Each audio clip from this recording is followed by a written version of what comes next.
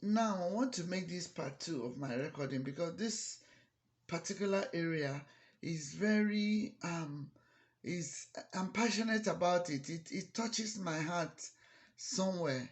All kinds of abuse are rampant. That is what is causing divorce, much more than money and adultery. And these abuses, Christians have covered it in Christendom. It's occurring in almost, sorry to say, 90% of Christian homes. There is one form of abuse or the other. Physical abuse. What is physical abuse? Physically beating your wife or your husband, or beating the children. That's physical abuse to the point of harming them. Mental and emotional abuse is you doing something that can make somebody go crazy. Emotional abuse is, I remember my husband said he visited the half brother some time ago. He said he was under mental torture. You're with somebody and you don't know what to say, what to do, and the person will be offended. That's a very serious mental abuse. Emotional abuse is excuse me, you're close to somebody, but after some time, maybe the person will not talk to you for days. That's a serious emotional abuse. And many people are doing it, even people listening to me. Sometimes it's the women, sometimes it's the man. They will be will not talk to their spouse. You know that you and your spouse, you are emotionally connected. They will not talk to their spouse for days. That's terrible.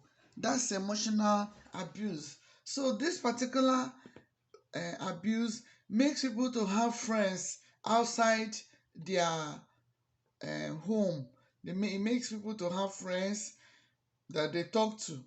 So they can have a man they talk to, they can have a female they talk to, and most of the time, emotional discussion, emotional connection often leads to sexual connection, because especially women, we are just a bag of emotion. We're emotional people. So if you have a husband who is not meeting up emotionally, who is emotionally unavailable, that's a very difficult marriage. These are the things I'm set to teach young girls. Don't just get into a relationship. You must know whether that man is emotionally available. And then lack of intimacy. These are the things God taught me about intimacy by himself. Intimacy is found in Genesis chapter 2, verse 23 to 24. Out of the rib of Adam was brought out and Eve was made. That is a very delicate and intricate part of him. And then they say they were naked and they were not ashamed. Intimacy is formed in two major ways. One is through discussion.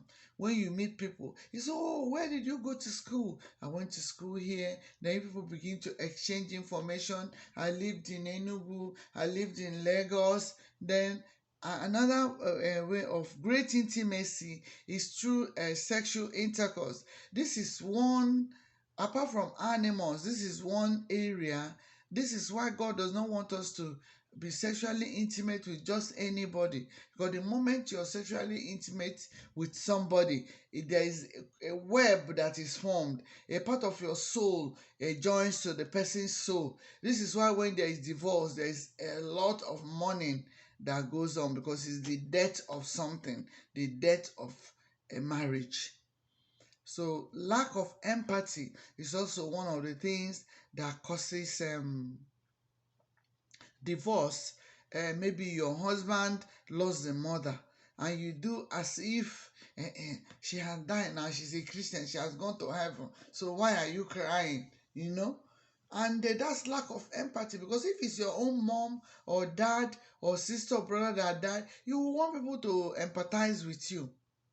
So these are the causes of divorce. Then sexual abuse. What is sexual abuse? Sexual abuse is either forcing your spouse to have sex with you,